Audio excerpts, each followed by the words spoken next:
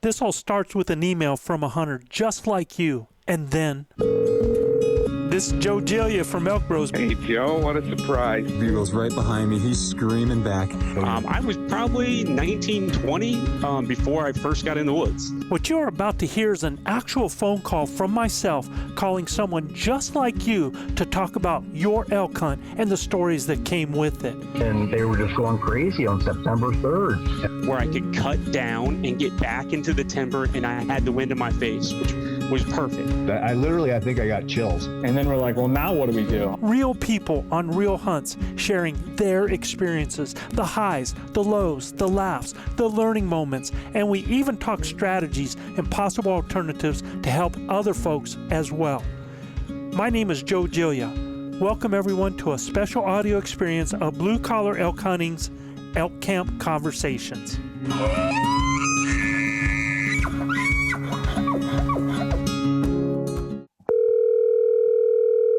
Hello, Chris. How are you, man?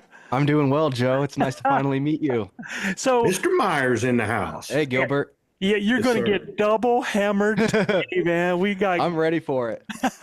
I'm in the hot chair. I'm ready for it. We got him in the hot seat, Joe. Oh, yeah.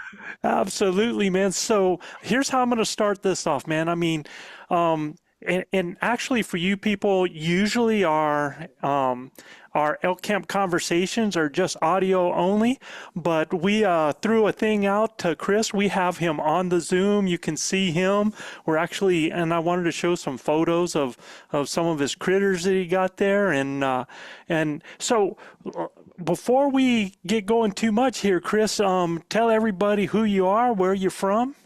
Absolutely. So my name is Chris Shout out Myers. to your hometown. Yeah, absolutely. So I'm born and raised here in Oregon. I grew up in a small town called Milwaukee. You guys have actually did a spotlight on Milwaukee during your shout out in the beginning of your episode.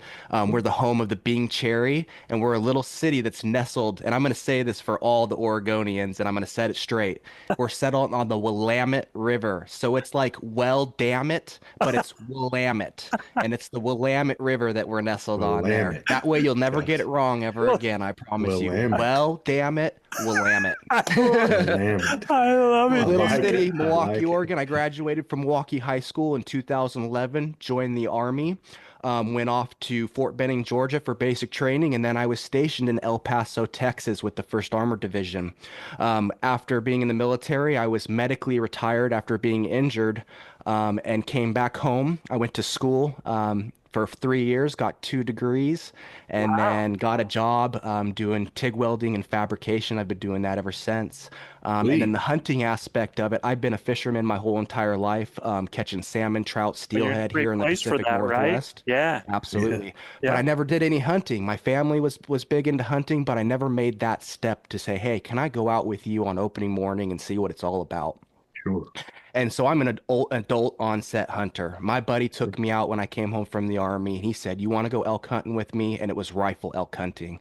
And I said, heck yeah, let's go. And we How went old out. are you? How old are you? So I'm 31 years old right now. Okay, I was going to say That's 25. not adult onset, bro. No, good. I'm glad to hear that. Yeah, I feel like I Yeah. got plenty of years left. He got a 10-year jump on me, Joe. Yeah. Yeah, for sure. So I went out with him, and he showed me rifle elk hunting here on the coast in Oregon, and it's extremely tough. I'm going to say it right now. There's a lot of competition, and rifle elk, you know, those big bulls, they like to push away from the herd during that part of the year to recuperate from the rut, and so it's really tough to get a good bull out there. And so I did rifle elk hunting for 3 or 4 years. Even went out with myself on my own tag a couple of times. And it just didn't feel right for me. You know, it just wasn't it. It wasn't what I was looking for. And I met a buddy at work, Chavez. I'll shout out to him right now. Thank gosh for him. He's seen a Rocky Mountain elk sticker on the back of my truck. And he goes, you hunt elk? And I said, yes, sir. And he goes, rifle or archery? And I go, rifle, but I'm not really into it.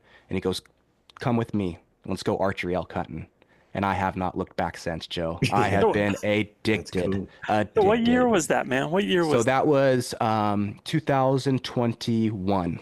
Okay, man. Yep, So 2021. I went out with him. In. I'm 3 years in, and I've killed 2 bulls. Yep. That's so cool, bro. Yeah, it's awesome. Congrats. Yeah, Thank you. I appreciate it.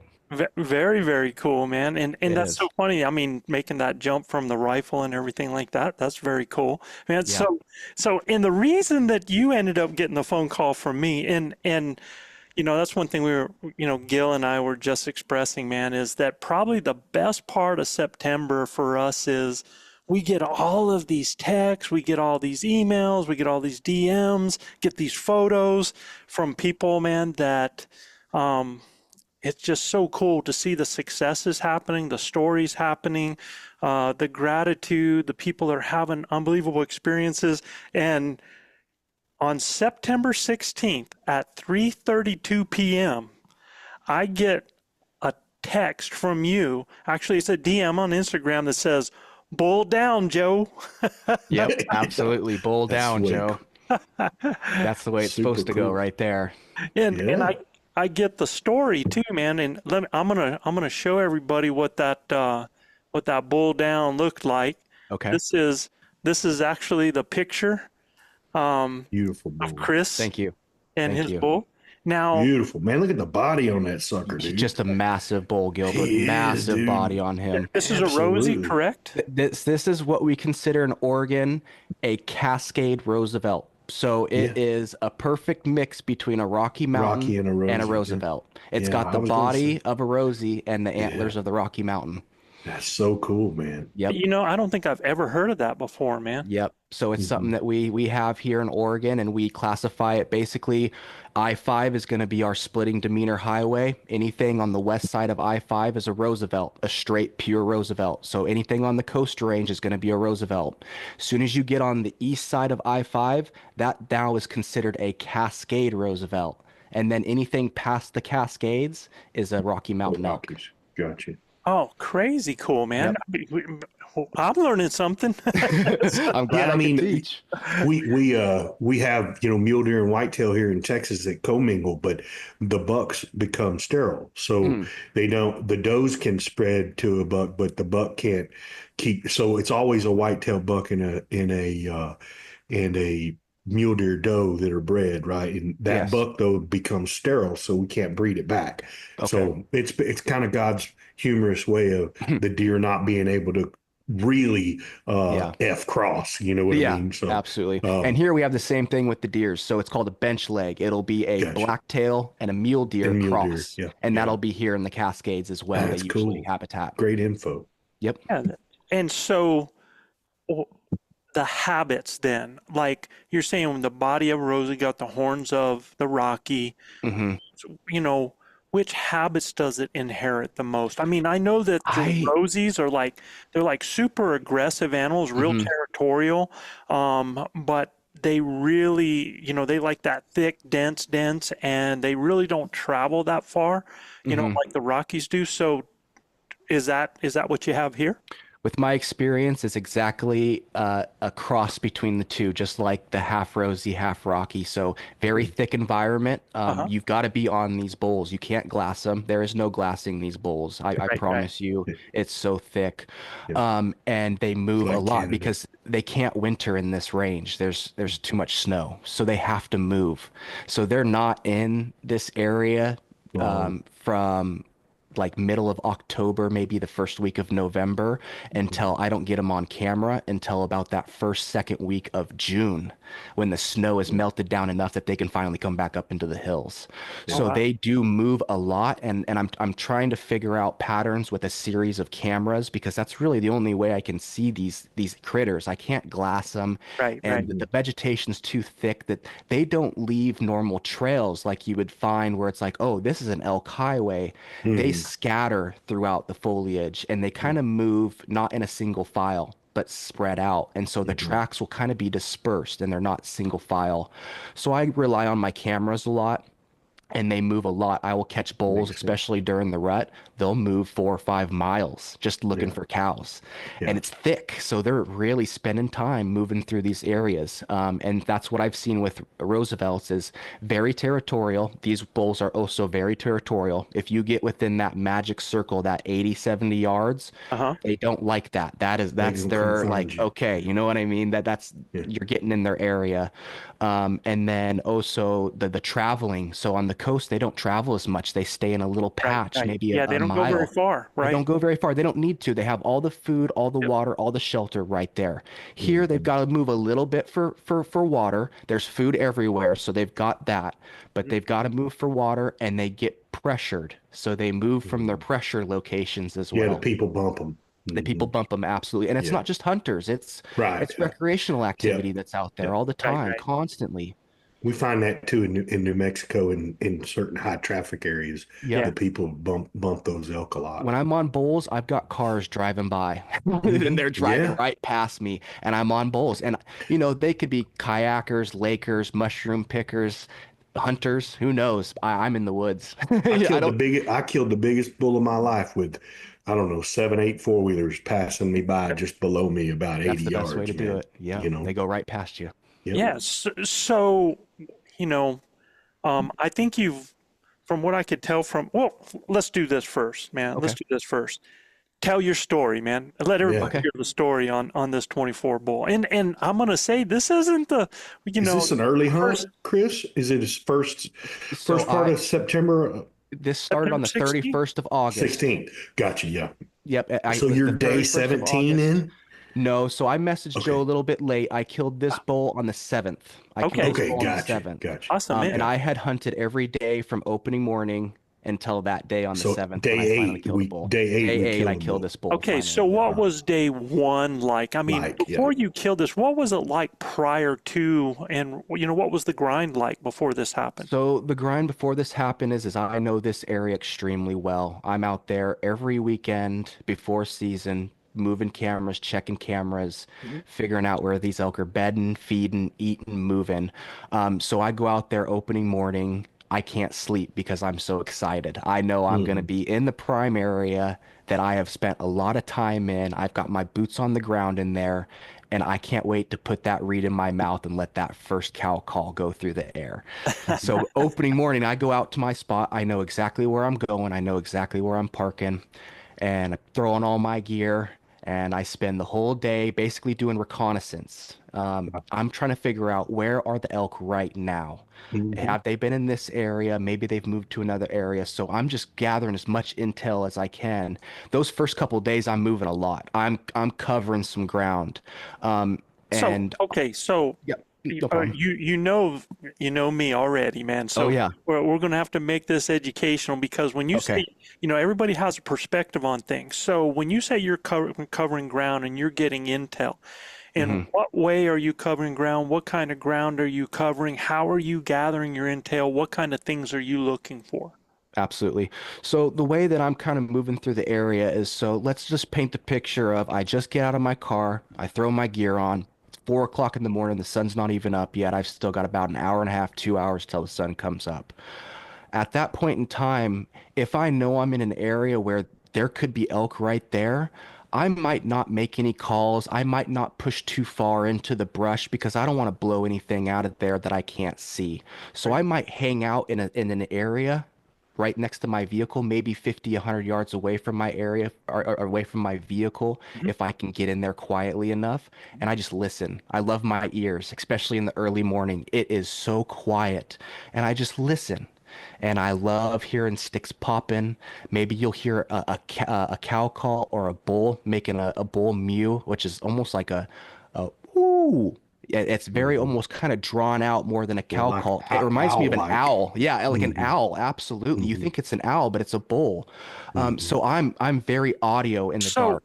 So It was very effective for me this year in New Mexico. And you know, let me make sure that we clarify that, because that was a sound that, like, Gil used a lot, and it's really not a mew. We're gonna have to come up with a name for that sound, man, because I would say it's more like a grunt, you know, or a groan, a bull groan. Yeah, there's no like voice in it. It's very hollow. It's very and it's kind of drawn out too. It's not like a cow call where it's meow. No, it's ooh.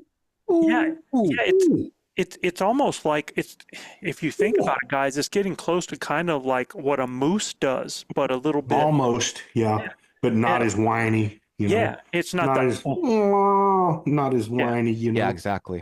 It's not that, you know. It's that. Right.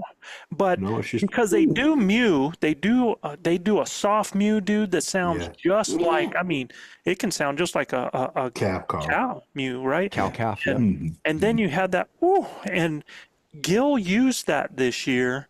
And A how lot. did you reproduce it? Did you reproduce it with the reed, Gil, when you did it? I did. Yeah, in my tube. Uh-huh. Yeah.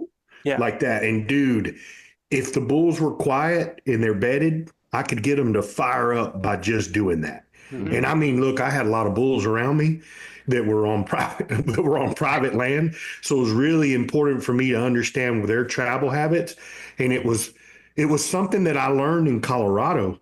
Luis and I were calling a bull in together, and I made that sound just like that. And dude, that bull really started screaming to that. Every time I do it, he'd light up, you know? Yeah. So I just carried it into New Mexico and I did the same thing. And those bulls didn't like that. For some reason, I think they thought, well, there's another bull up moving around and we want to let him know, hey, I'm right here, you know? Yeah. So If anything, man, until we figure out our own a better name for it, to me it's it's like a bull tap, man. It's just like him just tapping that he's there. You know what I mean? It's just that little presence is like letting, without being super vocal, right? Yeah. It's that low vocalization, right? It's a step down from a location bugle, you know? Step down from a location. A bull hoot. The redneck in me wants to call it a bull hoot, but you know, at the end of the day, I don't know. It's just something that I've heard elk do. Bulls do themselves, and it's something that I've tried to mimic, and it worked. It is a low audible vocalization that they use to let other elk know that they're there, right? It carries really well too. It would, instead of we throw it through the tube just right, it carries through an area really well too. You can really reach out and touch some things. Cool. So keep going. I'm sorry, Chris. Rock. Okay, so we're sitting there in the dark, if I hadn't heard anything, then maybe I'll let out a couple of cow calls or some bull mews like we were talking about. I always want to start lover before a fighter. I don't want to just rimp off with a bull and say hello. I take it really easy with my location bugles and my bringing in a bull. I want to set the table for cows first, especially early season, first week. That's what they're looking for. They're looking for the ladies. Dude, you've been hunting. You've been hunting basically with the bow for 3 years, man. 3 years. Where is this friggin' knowledge set coming from? This is all coming from this podcast I listen to called the ElkBros, where they've got this awesome coach called Joe Giglia and Gilbert Ornelas and Leroy Chavez, who's not with us here today, but I've learned so much from that ninja as well. Manano, Luis, RC, anybody you've had on here, I've learned from, and I love it. Chris, have you gone through our base camp? I haven't done the base camp yet, no, cool. and I need to. That's the next step for me is to go ahead. It sounds to me like you're right in base camp, man. Because no doubt, you can always learn more. There's nothing. Look, we don't hide anything. No. We don't hide a thing, and I think the one thing that base camp does is basically organize things in a way so that people don't have to go through 228 podcasts. And it probably, because I wrote it and put it all together and put it in there and put it in, in a certain way, there's probably some things in there that I probably explained in a different way or might not have covered, but it's not from trying to hold anything back. So definitely. We have so many people that listen to our podcasts and say, all I did was listen to your show and we went and got it done. So for somebody like yourself, Chris, I mean, you sound, dude, like you've got our book, man. Yeah. Chris, when did you start listening to the show? Could you pinpoint what year? So 2021, when I first started picking up archery elk hunting, I went on Spotify and I typed in elk hunting, archery elk hunting, and you guys were the first ones to pop up. And I started episode 1. And I've just always pushed play. Dude, those are some of the days when we first started out. It was it was tough to listen to some of them. I'm sure, man. We've evolved. I listened that's to it multiple times, Gilbert. Multiple times. Yeah. When I tell you what, some of our first ones were really in depth, like our shot placement podcast. That were some of the first ones we did, and it's I think it's and I'm kind of biased, but I think it is the absolute best podcast on shot placement. And I can tell and you if you this, I can, think about it every single time I shoot an elk. Every yeah, single time yeah, I shoot an elk, I think about Joe talking about the legs. Look yeah, at the legs, follow the legs up. Look at the yeah, rear leg. Where are you going to shoot through, not yeah. at, through. Right, yeah. Exactly. And I take Angles for, are so important in elk hunting, man. yep. And drawing your bow back and moving, learning how to finish.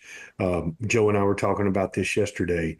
The three areas that we really like to teach, and the finish is something that's the hardest part. It It is. really is. To And something find I an learned elk, from I you, think Gilbert. find an elk it's really hard as well. But then just getting out of a lot of our guys from the South are whitetail hunters, Hmm. so they're taught not to move, don't breathe, don't make any noise. And for them, they get locked up in that moment. And 5 foot could mean the difference you moving and drawing your bow and killing an elk, or you just sit there and watch him walk out of your life. You know what I mean? Definitely. So Definitely. it's so cool to see that you've listened, and obviously it's verbatim almost that you understand our playbook. And I Yep. mean, what you just talked about, lover fighter, is that's our playbook, man. I mean, Yep. we're just like that, So 100%. as a matter of fact, probably to a fault. Yeah.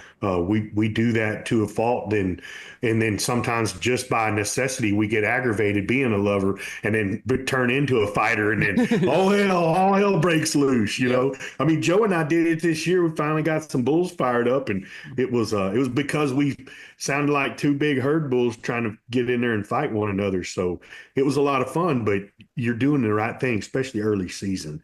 Yep. Starting out lover than a fighter. so keep Definitely. on rocking, bro. Let me hear it. Okay. Yeah. So after that, I might let out a couple calls.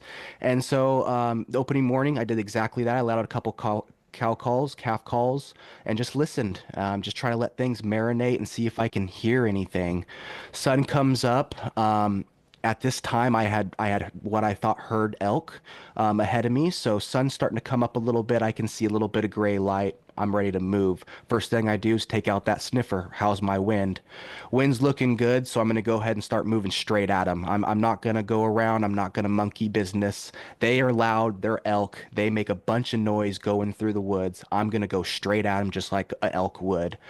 And so I'm going in on them. And I can hear them. They're staying in the same area. They're not being spooked by my presence at all, which means I've got the wind good.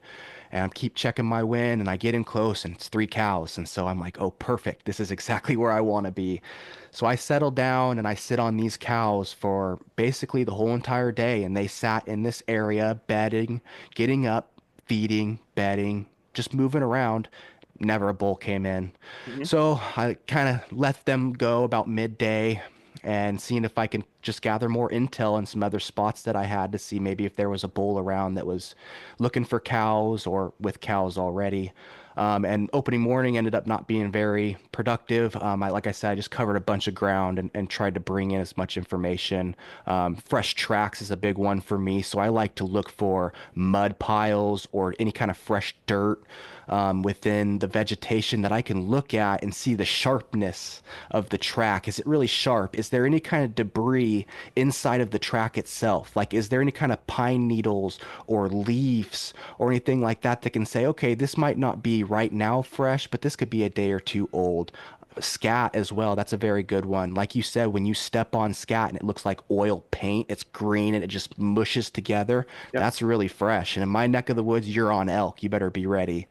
So that's another big one. And so those first few days, I'm just going from area to area, and I'll do little blind setups. Maybe if I find a fresh print or I find fresh scat, I'll do a blind setup, static. I'll stay right in one area. I'll call behind me, and I'll sit there for 45 minutes to an hour. And I can't express this enough. This is something I really learned this year.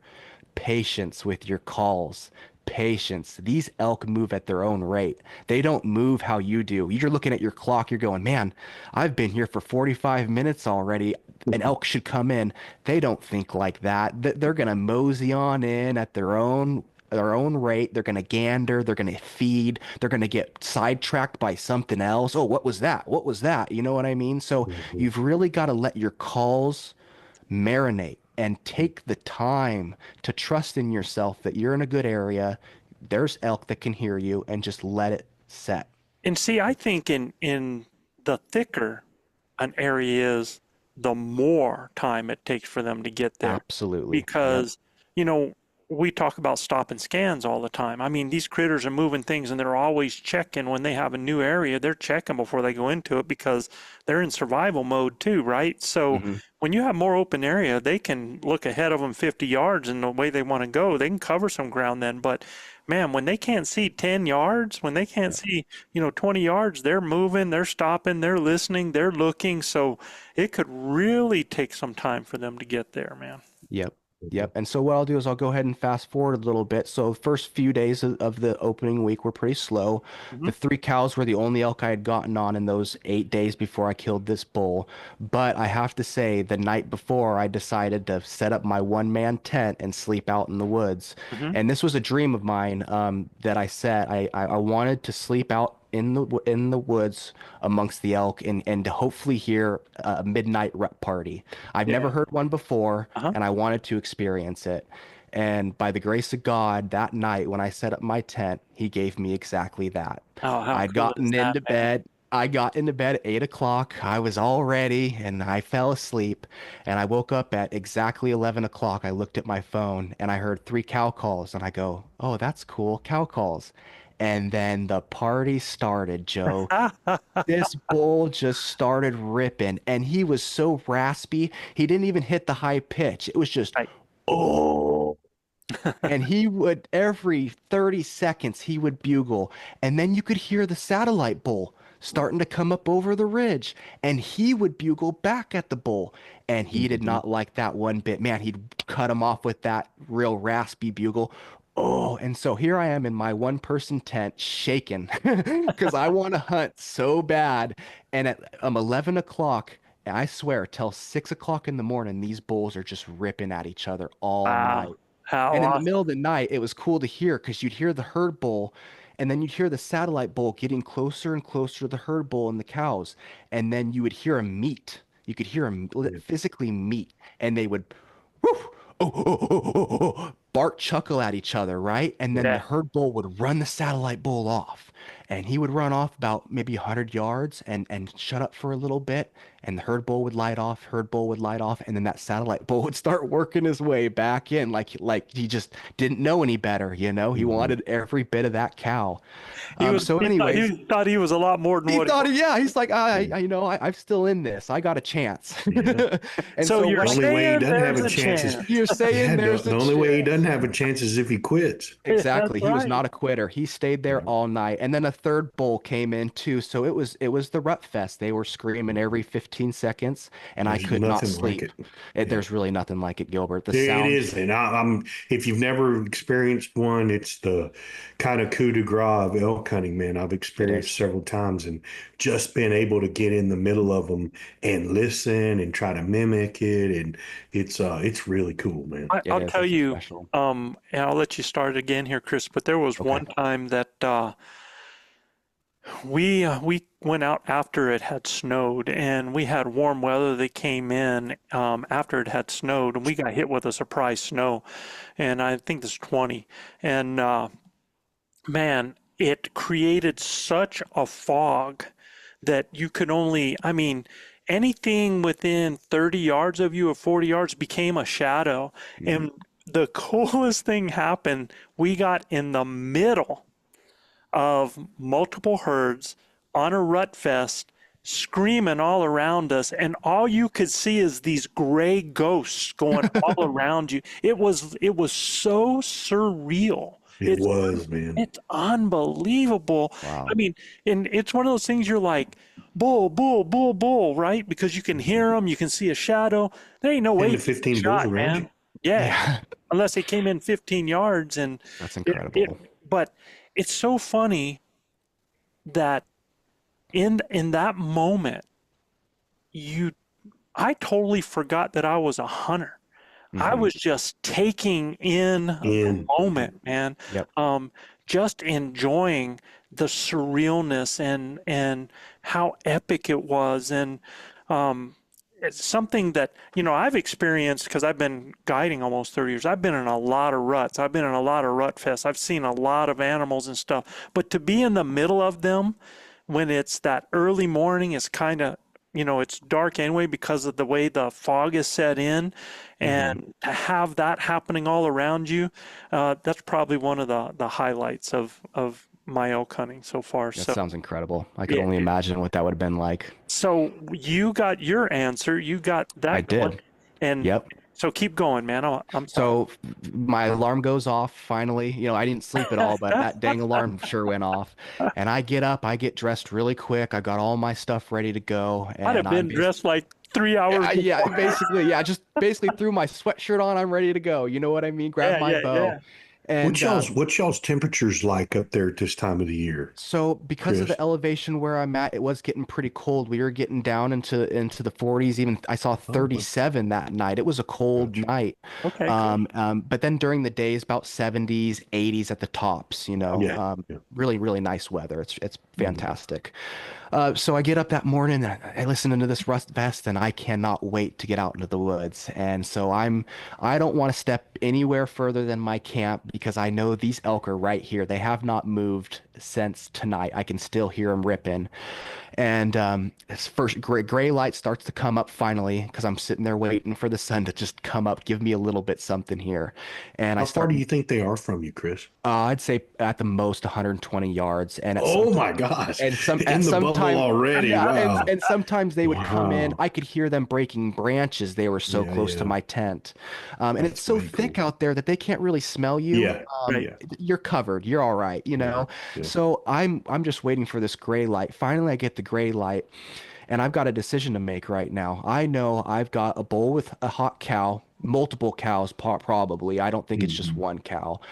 And he's been fending off two satellites that I know of that have been vocal all night long. He's been pushing these satellites along. So I'm thinking to myself, do I want to go after the herd bull with cows, being an inexperienced hunter that I am, or maybe should I go for one of the satellite bulls that's low-hanging fruit?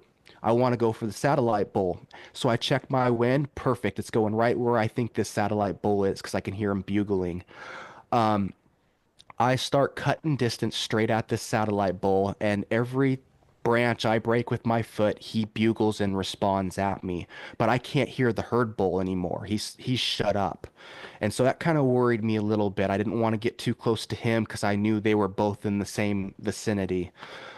I'm going really slow, checking wind. I don't want to call right now. I don't need to. They're being vocal. I don't want to disrupt it with a sound they haven't heard all night. And they're making all the noises for me. So I'm moving in. I get to an area where I go, okay, I think this will be a good spot for me to set up. And I'm just going to let out a couple cow calls.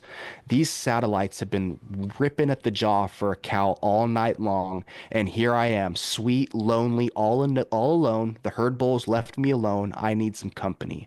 So I set up. I've got a good backdrop behind me so they can't see me. I've got good lanes in front of me.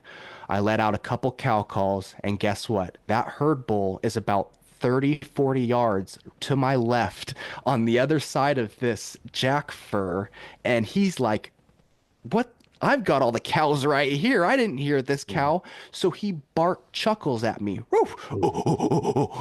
And I've learned from you, hey, you got to join the party. So I chuckle right back at him. Well, I didn't think he liked that very much because I don't know if the cows were already moving away at this point in time because we're pushing out about 6:30, 7 o'clock in the morning. So I noticed that he starts bugling kind of spaced out and he's pushing up the ridge and away. So I'm thinking, okay, he's either following his cows because his cows already know where they go, or his Exactly, cows man. heard my cow calls and they didn't like that. Or he's kind of not liking that, okay, that bull got really close to me. I need to push away. So these are options and things that are kind of going through my head. And all this right stuff's now. going through your head in seconds, right? Could you tell if he bugled? Was it a roundup style bugle? So yeah, it's really, really short, short and a little bit of emotion. He's following them cows, buddy. That's what I was thinking too, Gilbert. Yeah, I really yeah. was. Because he was going up to that bedding area that I knew Yeah. he was going to, and I'm going, he's following the cows. So what I did is I sat on my. Now let me just throw something in there real quick, Yeah, Chris, no problem. because you're right. A lot of times when we have something bark chuckle at us, we say that you can bark chuckle back at it. But what I want to do is back up and think about the situation that you're in, because you Okay. come in there, you give a little bit of a cow call, and that bull goes off because he's Yep. like, oh, there's another cow over there. Well, at that point right there, that bark chuckle, that invitation, right? Show yourself like that. Hmm. To a Um, cow. yeah, it actually should have been followed up with a cow call because Okay. of the exact reason that you said. There was no bull introduced. Now you introduce that bull, and Hmm. yeah, you end up with that fight or flight thing. Now, the thing that you could have done with that is you could have almost like thrown that call behind you, like you were moving out and see if he goes to collect, or just say it very quietly where you are at, or not Hmm. say anything for a second and see if he comes looking for you, right? Because just because he barks chuckles doesn't mean, because a lot of cows are going to stay silent, right? It's just in there, they're not going to always be a lot vocal. So you could have just stayed quiet and just let him come look, listen to see if he's coming for you. Then if he actually does start to move off, or he's a little bit further when he bark chuckles, then you can set an expectation where you're telling him to do something, basically where you start pleading with him or demanding him to come to you as a cow, right? Like a lost Okay. cow or a Yeah. urgent Or, buzz, or a regathering, or even some regathering. estrus, man. Mhm. You grab that estrus call, whether you do it with your diaphragm or greenie weenie or anything like that, and Hmm. tell them, get over here. I need you right now, right? So Okay. that's the only thing is, you're right. Like a lot of times when we're in a situation where we get barked at, we bark back, right? Hmm. Because it's kind of, that bust type thing. But in your situation, you moved in, you gave the cow call. He's like, whoa, whoa, right there, right? Yeah. So He bark he's chuckled at me right away. yeah, and he's expecting that he has a cow right there. So he's a believer whether or not the other cows were or not. So you Okay. could have actually had him come to you. So just something to think about, right? Okay. For sure. Yeah, Definitely. and you were right by staying with again, stay with that lover until he changes that. And when he barked chuckled at you, I had this happen to me several times this year, and I'm telling you, whenever you bark chuckle back at them, they get Hmm. defensive. They get Okay. defensive of what they're protecting, not defensive in like I'm going to be aggressive and come fight you. They if they bark and scream a really nasty lip curl bugle, I mean that's Cut different. you That's off. like Mhm.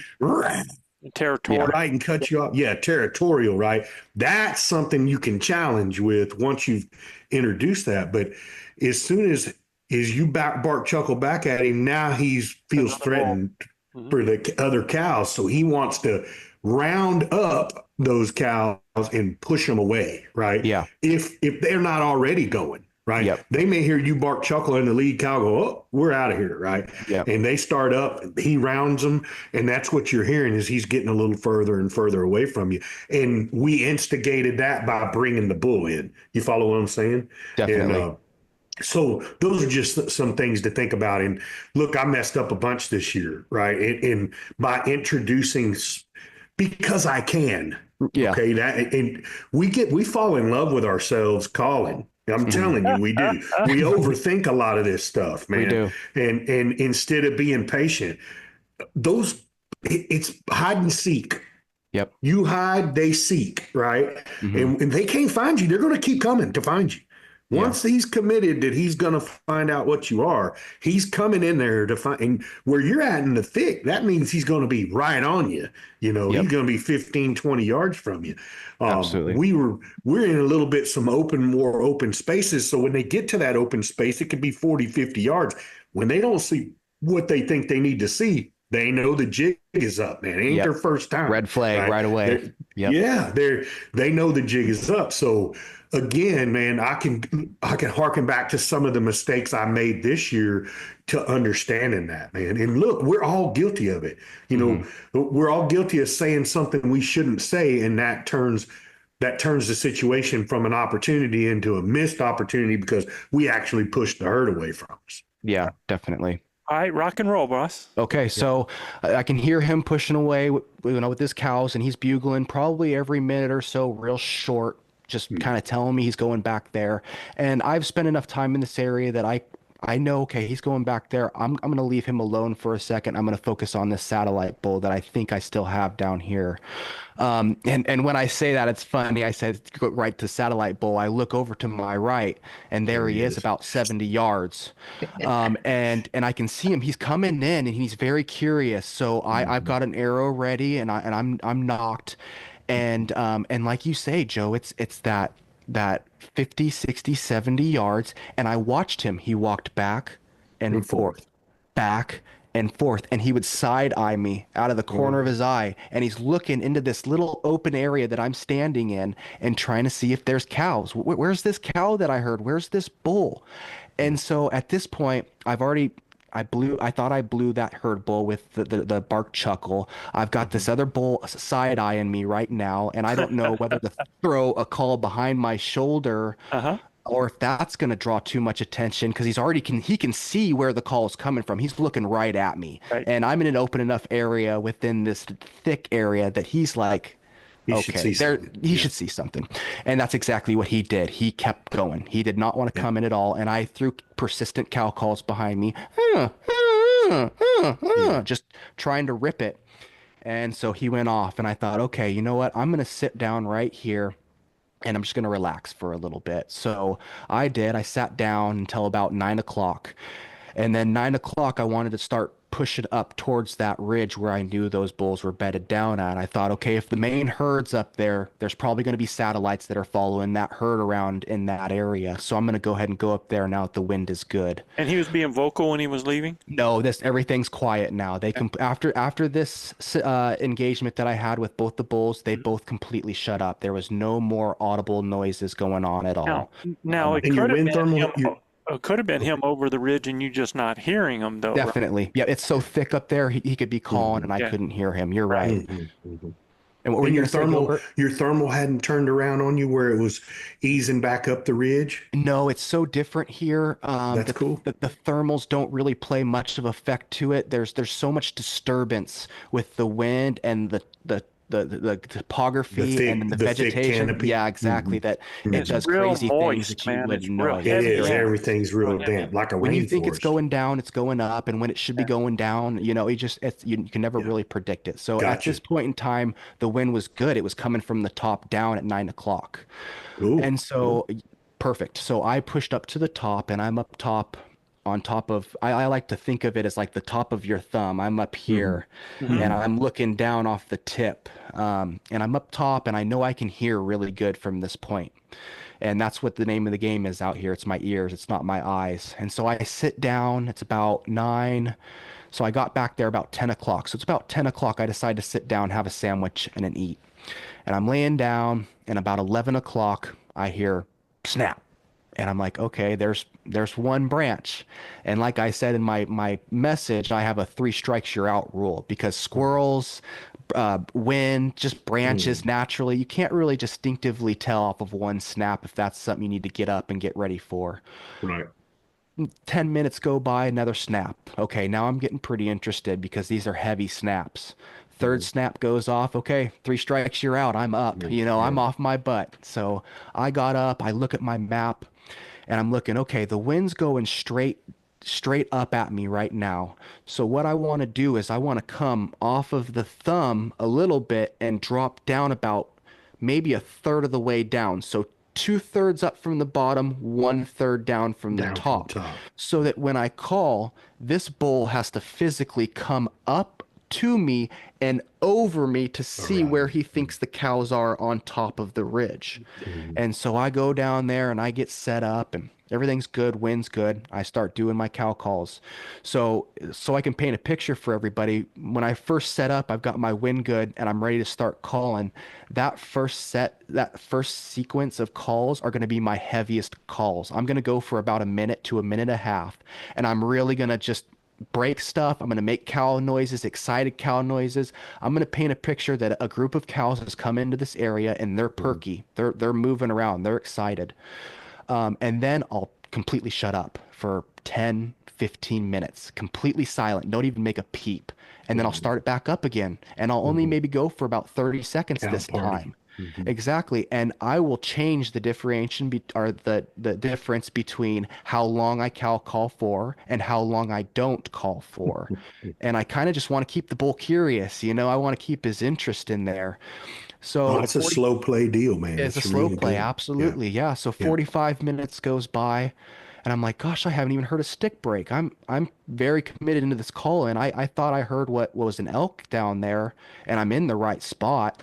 I said, I wonder if he just can't hear me that well. So I looked at my Onyx and I go, okay, I'm gonna move from the middle of this and I'm gonna go down to the left about 40 yards where it opens up a little bit more, and maybe my call will echo. Terry Moore, yeah. At Carrymore, exactly. So I start moving over, and as I'm moving, I kind of heard something out of my peripheral, and so I stopped. And something very important I learned this year too is you can't hear anything when you're moving. Even when you're Yeah, it's moving very hard. slowly, Yeah. you still can't hear anything. So luckily I did hear something, and I stopped. And when I stopped, I could hear branches breaking coming from my left-hand side, the exact area that I was walking to. So I'm like, shoot, man, this is going to probably be an elk. So I scan and I find the first tree I can stand in front of. I stand in front of that tree and I get my bow in front of me. I don't even have an arrow knocked at this point in time. And I start hearing cow calls. Yeah, yeah, yeah. And I'm thinking, oh man, the cows are coming in, or I've attracted some hunters up here, which is rare because I don't find any hunters where I'm at. I'm pretty deep in here. And so I thought cows, and I go, you know what? I'm gonna knock an arrow just because I'd rather be safe than sorry. And I put an arrow in and I knock it, and I'm standing there and I see the tops of the tines coming over these jackfurs. And I go, that's a bull making that noise? Joe, it sounded just like a calf and a cow talking Oh, to each yeah. other. That's what I was Oh, talking yeah. about before. Yeah. That's Them mewing. and they make just those little mews, man, as they're going. Again, I Bird talk. think if people would really listen about these low level vocalizations that these bulls are making, that they're being different when they're going through like that, man. He's like, he knows that there's cows there, and so he's letting those cows know. He's doing the same thing. He's advertised mewing is what he's doing. And it's not super loud. He's moving, but them cows with those radar ears are going to pick it up, right? Oh, yeah. So you've got advertising bugles and you got advertising mews, bro. And that's what you were hearing right there. And Yep. I think, like I said, what Gil was talking about before, I've heard a lot of bulls that are basically like, oh, when they do that, it's like, I'm right here. You know where I'm at right there, yeah. So it's really cool to hear this. So keep going, man. You got me pumped right now. Yeah, right? absolutely. So I'm there. I got an arrow knocked. I start to see the tops of the tines coming through the jackfurs after I just heard these cow calls, what I assume were cow calls. And as soon as I see those top tines, I don't even think twice. Boom, I lock that bow back. I'm ready to go. And he starts coming in through the jack pines and he stops at 40 yards, stop and scan. And he stops and he sticks just the tip of his nose and his eyes through the jack fur, and he's looking left and right, scanning. And I learned my lesson from that The day morning before, where I yeah. didn't call. And so I did. I put it in my shoulder and went, and he went, and pushed through the jackfurs as he was groaning and walked straight up to me, huffing and puffing. And last year I had a frontal shot at 5 yards. So I was expecting another frontal shot at 5 yards, and I'm full draw waiting for basically this bull to see me and stop, just like last year. That's what happened. He came right to me. He stopped once he seen my boots, looked at me, and I smoked him. So I'm waiting, and this bull's not stopping. He's coming straight at me. Here comes 7 yards. Here comes Do 5 yards. something. Here comes 3 yards. I gotta do something. Yeah. Finally, this rascal looks at me with his eyes and he goes, oh, that's not a tree. And right then and there, I let off and smoked him perfectly frontal, right where you're supposed to hit him. You got to hit him a little high on the frontal. Don't shoot low. You'll hit brisket. Shoot a little high. It's almost like body. that neck, mid-body. Yeah, you want to split that thing Right where the down. neck meets the brisket. Exactly. Right where that extra long hair is. I put it Yeah. right through that tuft of hair. And it made that sweet watermelon thunk, thunk, And he Yeah. whipped around, went exactly the same way he came, and I heard him drop. And I too cool. gave it about 15, 20 minutes, didn't hear another peep, and went over there and bull down, Joe. Bull down. Oh, I love it, man. I love it. Yeah, I shot this bull at, and I made sure to go and measure 3 feet. 3 feet. 3 feet. 3 feet, Wow, Gilbert, I So- swear. man. Yep. So He I was so tell close. I could tell feel the him breathing story on me. all the time about you know, when I had that, because back when this happened to me, bows weren't letting off 80%. You know, my bow was like, probably 65, 60%, something like that. And so, and I shoot fingers, and I had the same thing happen. You know, a bull's coming to me on the elk trail, and what I do is I always look at where they're going. So I'm following the trail with my eyes, and I come all the way around, blah, blah, blah, and I look down, and I'm actually on the trail. The elk comes right to me, literally. This dude is, 3 feet. I mean, this guy, he's so close to me that I basically drew in self-defense and did all I knew what to do. I drew and bugled at the same time. You know, it just hesitated him for a second. And when he whirled, because he whirled like that, all I could see was nothing but body right there, and just let it go right into it, quartering away to me. And, so I've had that close experience like that, Yeah. and it's funny. I mean, at what point, because I can remember when I did that, it's like everything just blew up for a second, right? It's blowing up, but it's almost slow-mo, right? At the It same is, time. yeah. It's hard to explain it, man. It's like a is. contrast of things going on. It's just happening so fast, but it's happening so slow, right? It's And almost an everything's in out-of-body stereo. experience. Everything's in stereo, man. Yeah. You can hear every Everything. little sound that after you release that arrow is almost amplified. You know, you hear everything. I mean, a bull that year that I killed that bull in all that snow and everything, after Joe and I chased these herds around for 5 or 6 days, I shot that bull at 53 yards, and he ran himself. Death ran himself into an aspen tree and knocked the whole tree over. I mean, knocked the whole tree down. So when I hear the bull, I see the bull turn and wheel, he runs out there, and I lose sight of him because he's going down and it's thick. But the tree goes boom, knocks the tree over, and Manano goes nuts behind me, and he's like, he crashed right there, Beto, 50 yards, Yeah. I'm like, I don't know, man. I know whatever that was that hit that tree, it ain't coming back from that. I promise you. There he is. Yeah. So how did this hit you? I mean, you take the shot, you hear that sound. What was your reaction to all of that? That's when it all really hits. So I'm super calm before and during the shot. It's after all that emotion hits. You When I and me hear both, brother. when I finally hear that bull hit the ground, and I gotta explain the importance. Before I hear that bull hit the ground, I'm still locked in. I'm listening. I'm taking my cues. I want to know where that bull's going. I want to know, like, did I see any blood? Where did I visually hit him? Is he acting like he's sick at all? Give me cues. Give me some things to tell me what's going on. But if I hear that bull, both times I've heard the bull crash, within seconds. So as soon as I hear that bull crash, it's a bunch of emotions. Just emotionally, I start shaking, I start breathing heavy. I'm looking over my shoulder because I'm a solo guy, and I really wish someone was there with me to tackle me. Absolutely. Yeah. I gotta tackle myself because that's not gonna stop me from getting out in the woods. I can tell you that. You rolled yourself, huh? I rolled myself. Yeah, I'm telling myself. You did it, Chris. That's awesome, dude. Dog Pile Jones show.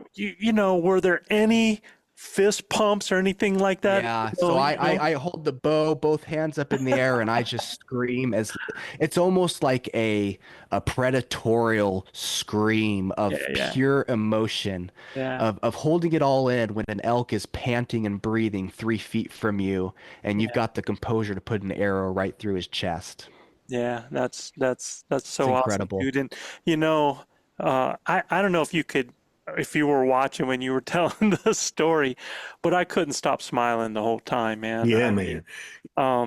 You don't know what it's for us when we hear the stuff and the words and the things that we've taught and all of that coming out of somebody else's mouth and them reliving it and doing it and experiencing it and utilizing that tool set in that way.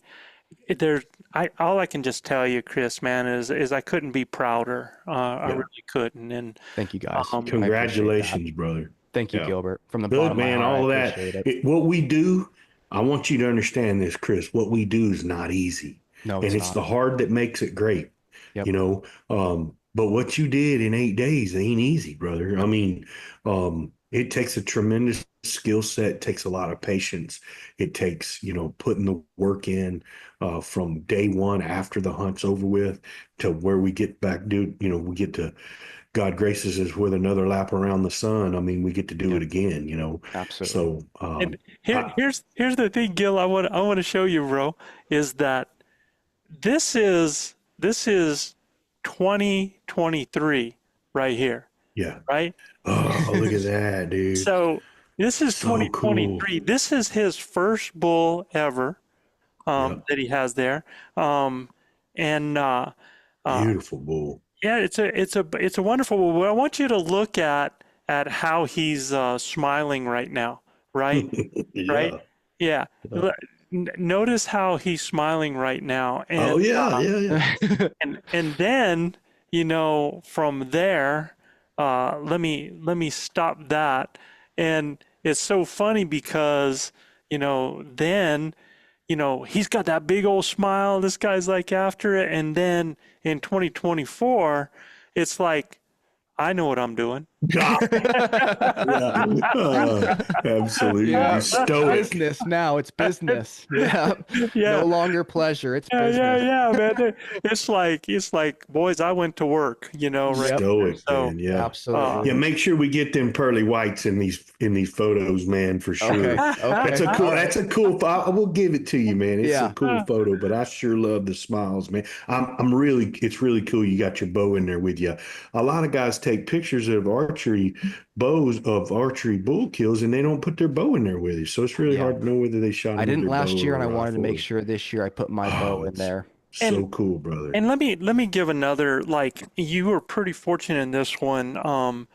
But one thing that we do, and we do it for a number of reasons, just as ambassadors of, you know, when we do something, we want people to see the majesty and everything like that. And and this is just, I'm not saying everybody has to do it. This is just me, out of the respect for the animal.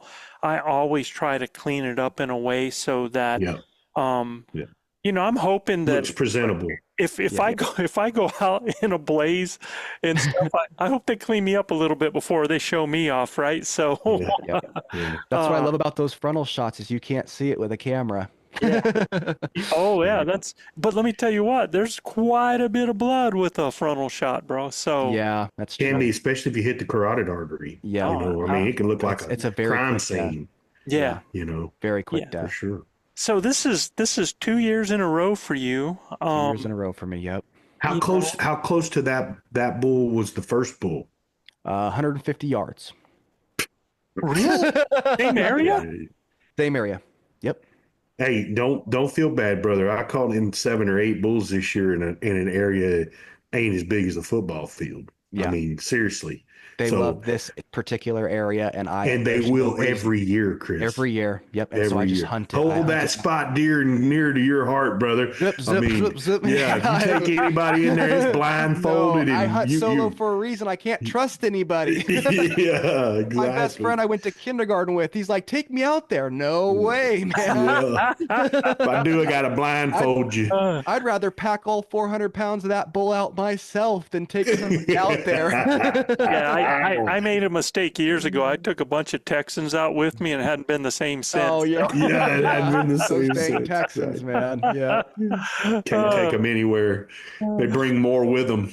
Yep. Yeah, they just absolutely. Then they want to take over. They just That's because kept they ain't got no multiplying. elk in their own state. That's why, unfortunately. You know, it's partially true in most of the state, but we have a giant herd of elk in the Davis Mountains, brother. Oh, really? And Oh my God. And I'm talking about giant bulls, dude. Nice. 400 plus inch bulls in the Wow. Davis Mountains. And I mean, and it's only getting bigger out there. And now the herds are moving out further east. So we're starting to see it in Fort Stockton, Sheffield, Sanderson, and these herds of elk are getting onto these. These are not big private high fence ranches. These are, low fence, and, there's hundreds of thousands of acres for them to roam in, and they are thriving in that Good. desert country, man. That's good to It's hear. been really cool to watch. I guess when Texas decides or figures out they're going to make money off this deal, it'll be different. But right now, they're not an indigenous animal, and you can hunt them anytime you want to.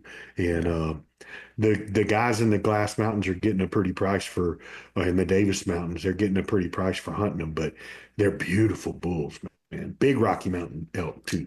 Yeah, So good to yeah, I hear. mean, most people don't know that Texas No. has elk, other than on the high fence ranches that are here. But there are some really big wild herds in the Davis and in the Glass Mountain ranges Good. here in West Texas. Good to So, hear. so Chris, you say you have buddies that rifle hunt. Are any of those guys getting ready to go out now? Yeah, it's funny you say that, Joe. So I got my best friend. He's got his rifle tag. Now it's not in October here in Oregon. October is rifle deer season, so Oh, all the okay. rifle deer guys are getting after it right now.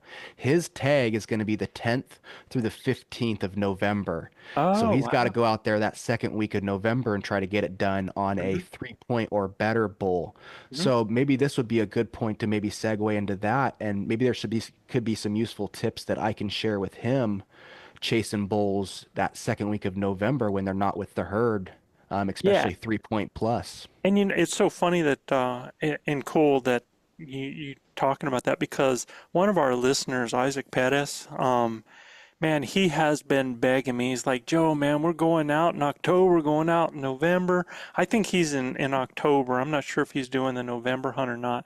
But Okay. he's like, man, will you guys give us some tips and help us out with that? And it's like Gilbert said before, the three areas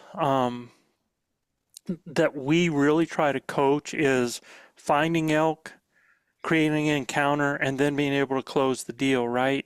Mhm. And you know, those things, when you go from archery to rifle, they change a little bit, right? I mean, where you're locating, how you're locating.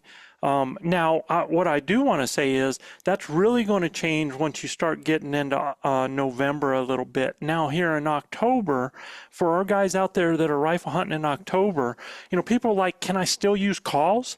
Now, let me ask you, Chris, have you been up in your hills in October with the elk? I have, yes. And they do still call in October. Dang Absolutely. right they do, Yeah, bro. that first week of October is nuts. That's when everybody's out of the woods and they get the whole place to themselves. Yeah. Now, a lot of people are, and especially like in Colorado, even here in New Mexico, I think like they had a muzzleloader hunt on the 5th, and then I think they're going to their first rifle probably like the 12th, and I think that's happening about that time in Colorado. I'm not sure about the other states, and some states are already rifle hunting in September. It just depends where you're at, right? So really that time of year as to what your strategy is. But if you're, for these people that are doing October and then going in November, and if you're fortunate enough to do December, because that's one thing we're going to be able to do now with our new leases, we're actually going to be able to have rifle hunts in December. And Wow. honestly, dude, the best time to get a big bull, and I think that's why New Mexico public land has no December hunts, is because the best time to get a big bull is in December, because all they are doing at that time is eat, eat, eat, eat. And so they're out longer. They're on those south sides, they're in those west sides. There's not as many trees. They're looking for all the feed that they can get. They're going, like I said, be out longer. They're going to come out earlier. They're way more visible at that time, and their focus is different. And it's just because they have to put the body fat back on. But for those October people right now, I really think, man, for me as a guide, what I started finding was that there were still, and right now, like you said, elk are blowing up right now. Mhm. And I predicted this time. Remember when we talked about calendar, Gil?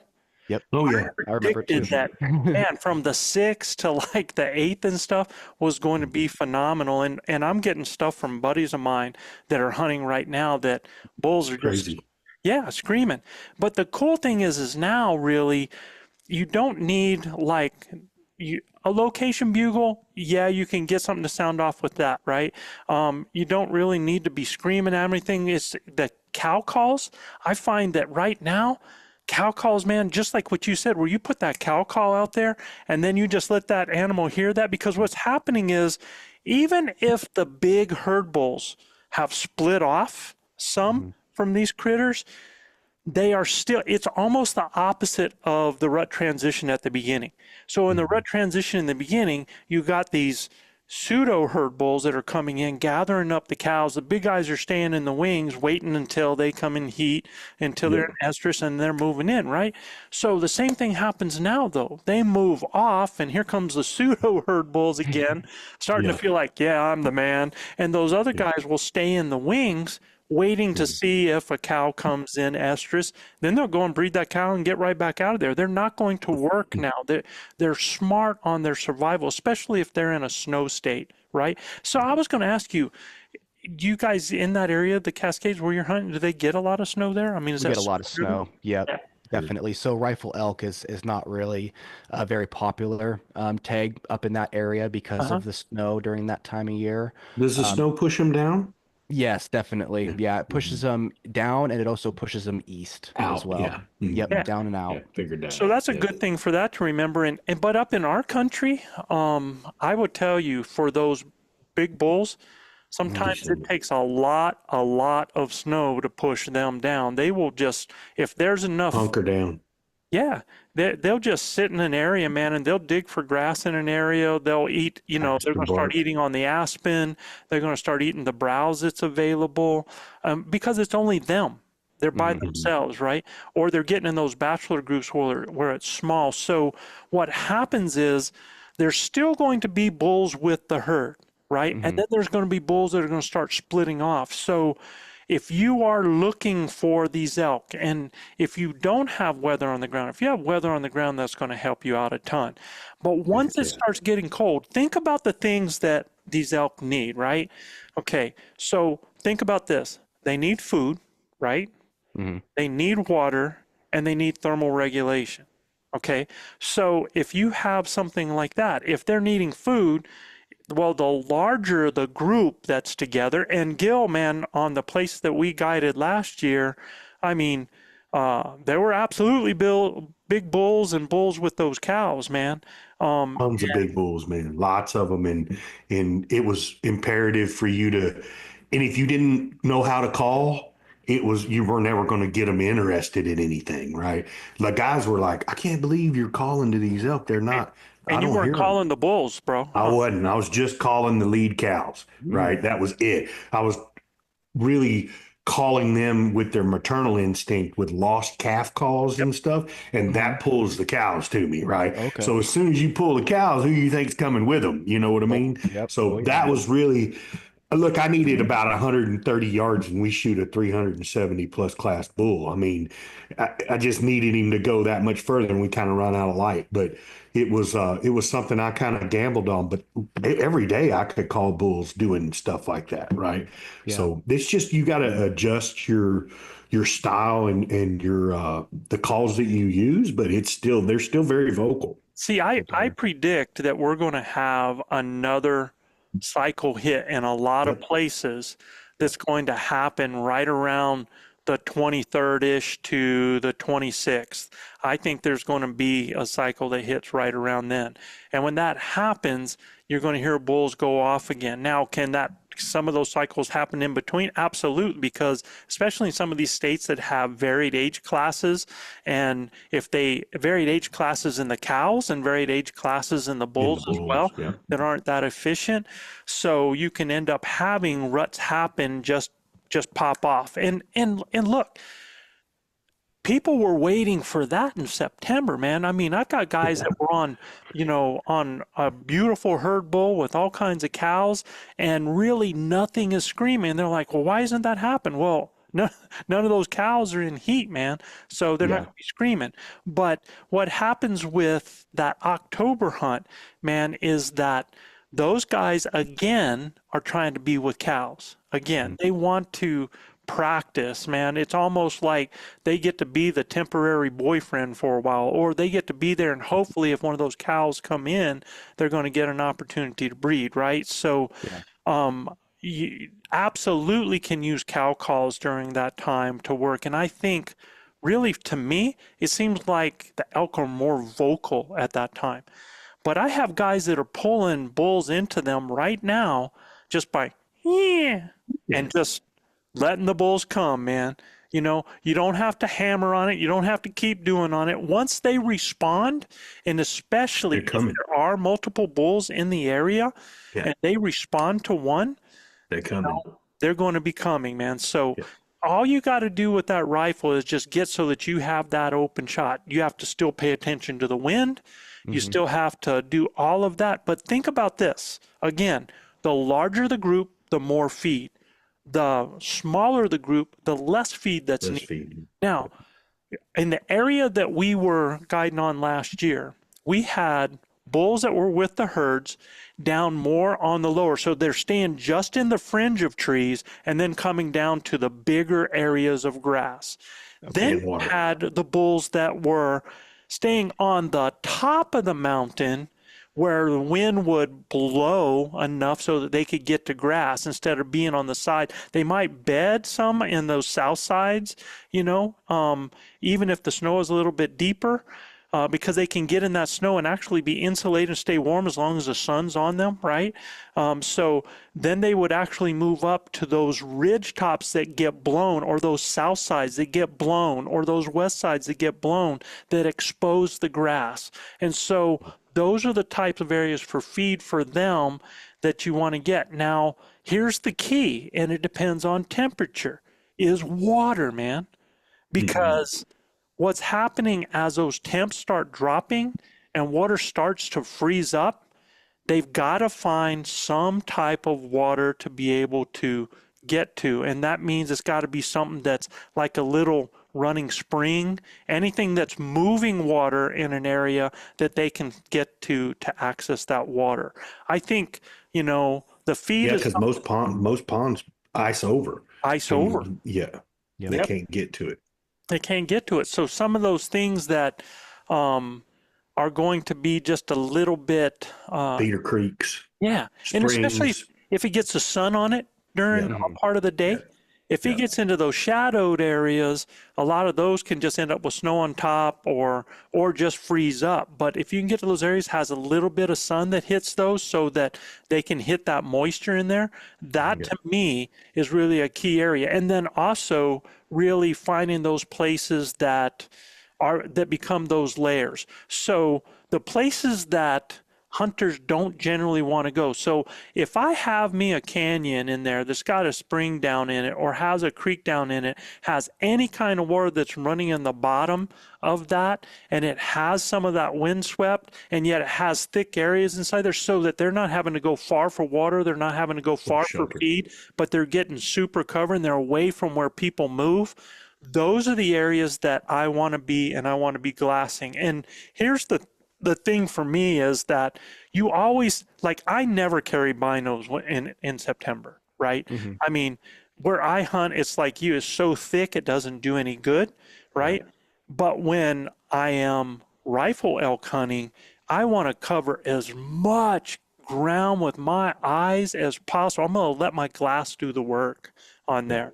And, you know, when you're in places and you're looking with good glass, you can start finding those fresh tracks that are moving through areas. And if you're not finding fresh tracks because there's no snow on the ground, you can still be glassing those areas, looking for those openings. And I'll tell you, one of my favorite places is, like, if you have long parks, right, for whatever reason down in the bottoms, and you have those fingers that in the bottom of those, they're a little tighter. They're kind of long, and they probably fade as they go back into those little drainages, but they have grass in the bottom of them. And man, I love to go and really look into those because they'll be in those that get shadowed quicker, and they'll be in there feeding sooner and then move down to the more open areas once it gets dark because they need to feed. So they're going to feed in those areas that are a little bit more isolated before they get in those areas where they have to worry a little bit more. So I really like those. And man, you've probably seen it and you can go into, and I don't know about your country because your country is so different, thick. but So you know, thick.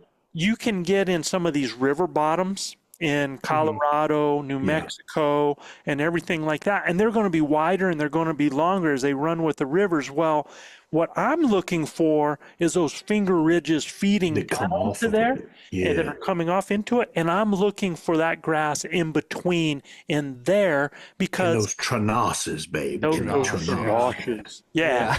Yeah. That makes And perfect sense. and dude, man, if I can get on the opposite side of those, right?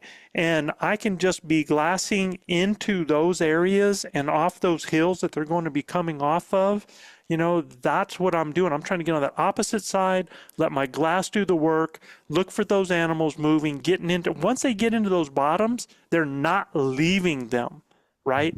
So once they get into them, if I can spot them, I can actually get into a good position to get a shot on them. Or here's the other thing is if you watch them in the morning go up onto the sides into that, they generally just go up a couple 100 yards and they bed down, man, especially if they got water there. And they're going to be there. So that's when I actually like to make a move, try to get on the other side, spot where they are during midday and make a move to get in there. If I can't locate them because they're in so deep, I just wait till that afternoon because they're going to come back down in some of the same places, right? Yeah. So if it's something like that. So I'm either on the opposite side in those kind of feed areas looking across, or I'm on rim type areas that have got feed down inside of it that's nasty for anybody else to go to. And it's going to take a special hunter to want to kill it down there anyway, because if And get him out. you got to get it back out, right? Yeah, So definitely. and I'm telling you, man, when you're doing that and you're glassing down in those, and sometimes you can find some of those places that aren't so terrible that kind of bowl out in the bottom, and you can just be in there and just stay on those edges, glassing, and cover as much ground. And especially if it goes and it spreads out to any kind of bottom down there, I just scan those both sides. They really like those oak brush sides, those south and western oak brush sides. They will bed in those. If you have any of that in the little bit lower altitude, for you, man, because your snow is pushing them down, into those areas and pushing them Or east. out. Yeah. Once you get to those places where those firs and those little jacks are now starting to get to the grass areas, because I've been to some of that country around Bend and areas like that in Oregon. And man, some of those places where those pines get into that grass that they come down and like that transition area right there could be pretty phenomenal, right? Yeah, So, definitely. so I just wanted to give some tips to those people that are out there now. And I'll tell you this, man, for those of you guys that are hunting from 15th to the 30th of October, you're going to have to find some of those nastiest, darkest holes. Yeah. Once you start getting to about the 10th of November and you start going on like that, then you're either finding those nasty holes in that time of October, or you're finding that group of elk that those bulls are still with. Okay.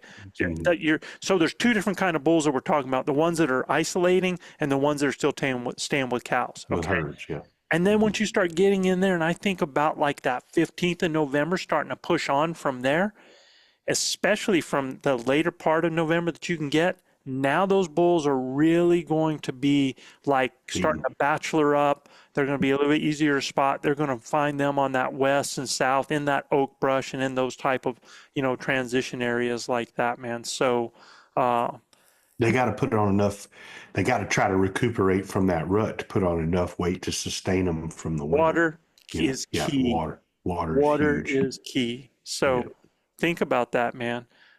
they will actually, think about it, Gil. We had bulls that were coming off of the high ground up there, coming all the way down to that creek in the bottom, crossing the highway, right? So Yeah. they will go to get water, and then they'll get back up into that country up there on They top, sure will. right? So And I mean a snap of a finger. I mean, it's nothing for them to go 5 miles, Athletes. right? I mean, in across ridges. One thing they will do though is I watch them. They do generally want to take the path of least resistance. Oh, So if you can absolutely. figure out those corridors, those trenasses that lead to those fingers and saddles, that's where you're going to intercept them, because you'll be able to get off the side of them. Maybe not in Oregon because it's so thick, right? But in our country here in the out west, it's in New Mexico, Colorado, it's some big country, and you can really spot them from a long ways off and pattern them. For me, that's typical. I mean, I kin everything to fishing because I'm wired that way. And for me, it's about understanding their travel habits, right? If I can figure out where fish are staging and where they're gonna be to feed and then to pull off to structure, I really can understand about how to ambush them. And these elk are the same thing. They're slaves to their bellies. Some of them are still in that breed mode, especially these younger satellite bulls. And if you're looking for a bull to take to eat, I mean, unbelievable. Yeah. These, there's there's not a legal elk is a great elk to take. I mean, they're all trophies in my eyes. I mean, I love archery hunting, but I can see myself getting into rifle hunting, simply because I like the challenge. I like the challenge of being able. And look, I told this to Joe the other day. I'm not called in a bull yet that I couldn't have killed with a rifle. I could have killed every one of them I ever called in with a rifle. I'm serious. I mean, because if I can see your eyeball, you're in trouble. You know what I mean? Oh yeah. I did not get to kill one of the biggest bulls I ever seen in my life that Joe called in for me a couple years ago. 12 yards. 12 yards, Wow. man. But I shoot him right in the throat patch, with a rifle, dude. It is over. You know what I mean? I can't do that with my bow. You know what I'm saying? And that's why. I mean, that's why Yeah. the season is and why we do what we do, man. Yeah. So Yeah, and look, I love it, but I want our rifle guys to know that you can have fun close quarters too with a rifle. Don't just abandon everything that you know. And these, like Joe said, the first time I started learning how to call bulls in October, I actually would have hunters. I would be on a guided hunt with my clients and watch Joe, RC, Carl, all these guys, and it would be one cow call. Yeah. And we're sitting on the edge of a big park. Yeah. I mean, like every 10 minutes. Yeah. And then all of a sudden, you hear something coming down the ridge, and out popped this huge 6x6, man. I mean, this is like a herd bull, but he ain't got no herd. You know what I mean? So he's one of those pseudo herd bulls, but a beautiful 300+ inch Rocky Mountain elk, And I saw that happen almost every time I did that. So it's definitely something October, November you can get away with, and you should. They're vocal critters. They want to be around one another, and if they hear some cows talking, they want to come check it out. Yeah. So Chris, man, it sounds like you've listened to us a little bit, and now, bro, you are part of ElkBros history, man. I can now No listen doubt. to my own podcast for the rest of my life. Yeah. It's Man, incredible. we appreciate you, brother. Yeah, absolutely. We can't It's do amazing. this stuff without guys like you, Chris. And I couldn't have killed my bull without guys like you. I mean, I religiously listen to you guys' podcasts when I'm at work. I'm a welder, so I sit and I put stainless steel together and TIG weld it and fabricate it. So it's nothing for me to just have some headphones in and listen to my What's ElkBros. ironic, brother, is I will say, the founder of this that started is a guy named Carl Gamage, and he was a welder, brother. Awesome. Plain I've heard and a lot simple. about damage. Look, when he passed away, he was on a welding job in Papua New Guinea. Wow. So I mean, way across the pond. So one of the best men I ever met in my life, and he was a welder. My grandfather was a welder for Cameron Ironworks for 49 years, man. Wow. So I mean, yeah. So I come from that background and I can do it, but I don't like to. Yeah. Dude, there is nothing this guy doesn't do, man. It's like Yeah. I keep, I think he's been resurrected already like 15 times, man. 'cause Me he's and Jesus, we're mates, man. oh my, Kind of like Lazarus, been raised from the dead a couple times. Been to man. every state and had every job. oh Pretty my close. God. He's close. yeah. If he hasn't slept there, eat there, then there ain't a place. Easier for me to Then the tell you the rapture ones I came. ain't been to than the ones I have been to. Yeah. For sure. Man. So this is an educational thing, man, and we are all about knowledge. And we know that you listen to us. Is there any other really good podcasts that you could tell other people that are listening to this that they could listen to and get good information? Yeah, definitely. You guys are my top favorite one for sure. I also really like to listen to Randy Newberg. And Corey. Mhm. Yep, their Elk Talk podcast. Yep. That's a really good one to listen to. You know, as well. okay, so They're awesome guys. I think too. the world of I think Corey's just a great guy. I've never met Randy before, but he just he just always makes me laugh, dude. He is just so funny, man. He's like I don't know how to explain it, but there's a yin and yang of Gilbert. I would say that's Randy. Yeah. True. Yeah. And Yeah, what I else, also man? like Elk Shape by what is his Dan name? State. Dan. Dan That's a State, great pod. I love that Yeah. podcast. That's a good one as well. Yeah. Yep. But yours Have is you the ever only listened one to that I've West- listened to multiple times. I can say that for sure. I've listened What's to that? those guys once. Yours I've listened to multiple times. Literally, I'll start it right back over again at episode 1, and I'll go all the way through. And when I'm done, it's like a TV show that I can't not help to watch. I started. So right back over disclaimer, again. disclaimer, any brain damage, we do not, we Yeah, you can't hold us liable for that. I'll give you another one to check out too, Chris. And our brother from Colorado, Guy Duplantier, he has a podcast called Western Contours Podcast, and check him out, man. You'll like. Guy's got a signature voice that's almost like Wolfman Jack, and he is absolutely phenomenally fanatical about elk hunting and gear. Okay. I'll have Dude's to check that amazing out. when he talks about gear and stuff. And he's, one of our brothers and one of our ElkBros coaches as well. Yeah, I like it anytime he's on the show with you guys. He's a really good host to have with you.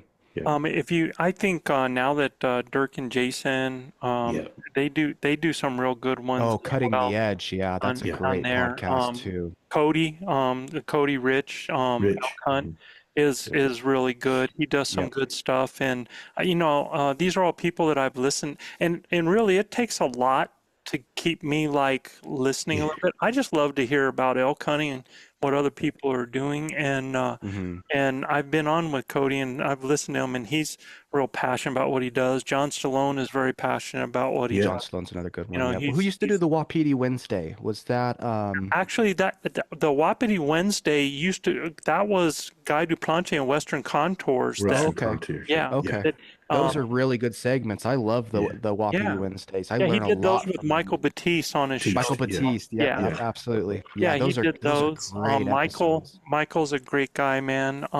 Anytime that you can find anything with Paul on it, Paul is just Paul Medell, Oh yeah, just passionate. just Man, an passionate. incredible human being as well. that understands elk language like none other, man. Yeah. The guy's really, I would say a PhD in elk language, Yeah, for sure. Yeah, he's Yeah. passionate too. The passion in his voice, Oh. you can't replicate that with anybody else. You can Him and tell his the son both. enthusiasm. Yeah, his enthusiasm that he has when he Oh, talks. absolutely, man. And so we just tell everybody out there, man, really a lot of times success in elk hunting is about knowledge. It's totally about knowledge. So it doesn't matter. An opportunity. Educate. And when you listen to all these people, you start to pick out little pieces, and there's people that do things, a lot of things, or they might call it something different. Remy is also another great one to listen to. Remy gives a Yeah. lot of nuggets as well. And everybody that is understand, they might have different names, but elk hunting is elk hunting. Elk. Yeah. The reason a lot of Every day. people do a lot of the same things is because elk do the same things. You know what I mean? So elk hunting is elk hunting. It's just going to have a different, it's like he calls something a trenache, I call it a ditch, right? So it's just Yeah. it's just how you call things, what you express it, and some people believe and they see things with their own perspective as well. So it's good to hear a lot of different things, and maybe somebody will ring something through to you just a little bit differently, man. So Absolutely. Chris, it sounds to me like you are a student of the game. Yeah, man. And I love your enthusiasm, but I think it's very contagious. You got me excited just to listen to your excitement. I felt like we were on the hunt with you, got to do that, and I just want to thank you, bud.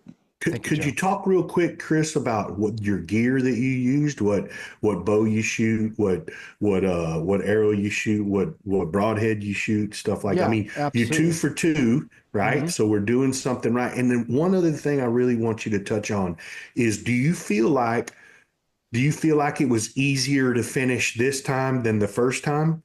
And do you feel like that you learned something after that first finish where it makes it a little bit easier in the moment, right?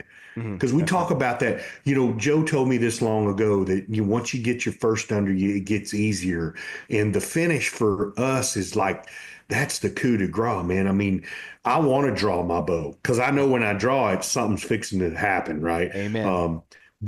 Before that, though, it was like, when do I draw? You know, Well, Chris has been killing stuff out of self-defense, bro. for sure, man. Got to do something for sure. But do you felt like that helped you understand?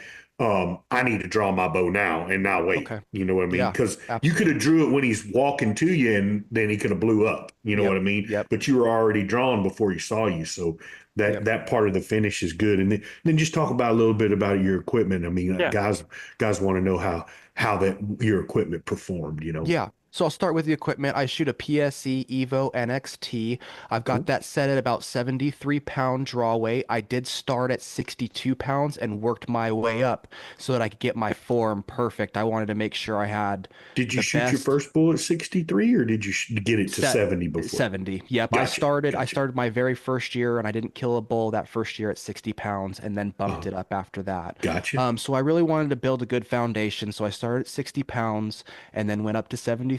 I shoot Easton Axis 5mm 300 spine, and I shoot a quad QAD Exodus broadhead 100 grain with a 50 grain grass insert on the inside of it. And I try to keep it as simple as possible. You know, I know Luis is a arrow master, and he's got that stuff inside and out with inserts and broadheads and helix and this and that and FOC. I'm very simple. I just want a good broadhead because that's the only thing that really matters. That's what when cuts. you shoot him at 5 yards, you just want something that cuts, man. I want it to bleed. Know? Yes, please. Yep. Shoot. So I love the Exodus. I've never had a problem with it. It leaves, Great broadhead. Yeah, it leaves a blood trail that Ray Charles could follow. I mean, it is man. nasty. That's what I'm talking about. And, carnage, baby. That's what we want to see. Both frontals I shot in the chest. It went all the way through the bull and came out the hind quarter. So full penetration all the way through the bull. Dude. And never had a problem tracking them, thank gosh, because that day they don't go very far, huh? Yeah. And then that's gear. That's my bow that I set up there. I have a mystery ranch pack that I pack the thing out on by myself. And then, so it definitely does get easier after you kill your first bull. I suggest everybody go out there and just kill the first legal bull you can. Don't put expectations on yourself. This is hard. This is the hardest thing I've ever done. And I went through the military. This is hard. And when you get that opportunity, it feels like all the stars line up. It is so weird. It is like everything goes perfect. Yeah. And when you draw your bow, I use my sound. That's how I tell it's where I'm going to draw where I'm going to draw that bow is based on sound. I don't physically see them sometimes. And so I want to draw before. Obviously, I'd rather hold the bow. These bows nowadays have 80-90% let off. Draw before and hold. And don't look at the antlers. Gilbert says it all the time, guys. Don't look at the antlers. Go up from the legs, man. As soon as you see it's a bull, you know it's a legal where bull. we're going to kill him. Where am I shooting this thing? Where am I going to kill this thing? Where can I shoot it from my spot? I won't hurt this animal and I won't find it. I want to be sure that this is going to be ethical. So as soon as I see antlers, I draw. I'm good. I know it's a bull. I'm never looking at those antlers again. I'm looking at kill spot, and I'm sitting there holding draw, and I'm aiming, and I'm thinking to myself, Okay. I got to make sure I'm getting my vitals. I'm watching his legs. Okay. If he's frontal, he's coming straight on me. I don't want to see any of this left and right. You know, I want it to be dead on. Is he going to stop? Do I need a cow call? If I cow call, will that disrupt it? These are all things that are going through my head at 1,000 miles per hour. Right. And so a lot of times I just stand there and stay silent and I wait until the bull sees me.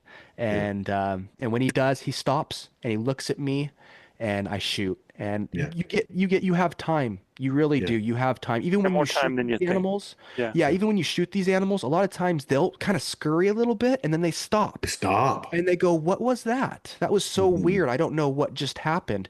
And they'll stay 35, 40 yards and just stand there. It's the strangest Broadside thing. looking at you. Looking at you like a calf at a new gate. Absolutely. Exactly. Yep. So Like a calf at my a new God. gate, baby. Oh, this dude has the show. He don't down, miss, bro. man. He don't miss. I've heard so many. Yeah. Look, Chris, this is I just want to say thank you. This is the perfect place to close it down. I'm looking forward to having you again in 25, bro. Yep. So let's see if we can repeat this and tell another story. And for you guys that are out there listening, welcome to our elk campfire, where we get a chance to be with folks just like yourself, telling stories that just stir the soul and get you excited and get you ready to, man, hopefully feed some of that fuel as you guys are going through these next 360. And Gil, if you don't mind me closing this one out on this, Not at all, brother. I just want to tell everybody how much we appreciate you. Chris, how much we appreciate you, brother. And we're going to have more people we're doing this with. We got a list of some folks that are going to be on here trying to make it happen, getting that time there. And I just want to tell you guys, no matter what, your successes are going to be because you know and you believe that you can succeed. So y'all, with that, keep dreaming of the screaming, keep believing and achieving, but most of all, keep grinding. Peace, everybody. Good night, Thanks. grinders.